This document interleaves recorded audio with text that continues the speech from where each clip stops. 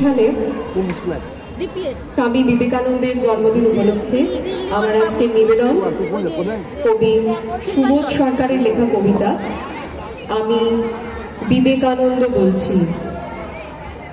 আমি সিংহের মতো গর্জন করি, বজ্রের মতো গান উপনিষদের থেকে তুলে আনি আমার প্রতিটি বিন্দু। মাথা উঁচু করে আমি বলে যাই আমি একজন হিন্দু। গাঢ় শঙ্খের মতন আমার শক্তি শরণার্থীকে বিমুখ করতে পারিনি। তারা মিশে গেছে যেরকম ভাবে দুধে মিশে যায় চিনি। হোক না হেলেন, হোক না ইহুদি, হোক বলিভিয়া, চীন, জীবন পেয়েছে দুব্য ঘাসের স্পর্শে আমার ভারতবর্ষে। উপনিষদের থেকে তুলে আনি আমার প্রতিটি বিন্দু।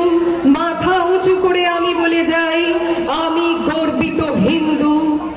আমার শরীরে ম্যাথর আছে, আমার শরীরে মুচি, আমার শরীরে সবর এসেছে, ধমনী হয়েছে সূচি।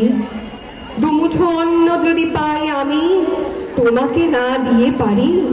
তমসার তীরে মন্ত্র পড়েছি, মারতে পারেনি মারি। উপনিষদের থেকে তুলে আনি আমার প্রতিটি বিন্দু। মাথা উঁচু করে আমি বলে যাই আমি একজন হিন্দু। বর্গিরা এসে খেয়ে গেছে ধান, অভুক্ত হয়ে থেকেছি। না খেতে পাওয়া শিশুর মুখে মধ্যে দেখেছি ভগবান। আমি তোমাদের, আমি বিপদের, আমি অভাগার, আমি ম্লেচ্ছের, আমি যবনের, আমি খ্রিস্টের, রাজবংশের, রাজবংশীর আমি রক্ষক। আমি ভগবত গীতা কাব্যে মহান, জীবনে উপেক্ষিতা।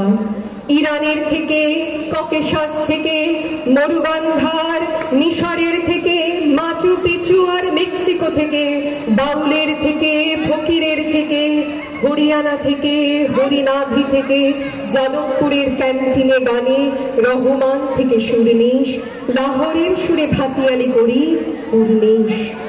আমার ভিতরে ঠুংরি ভজন আছে রাম আর সীতা।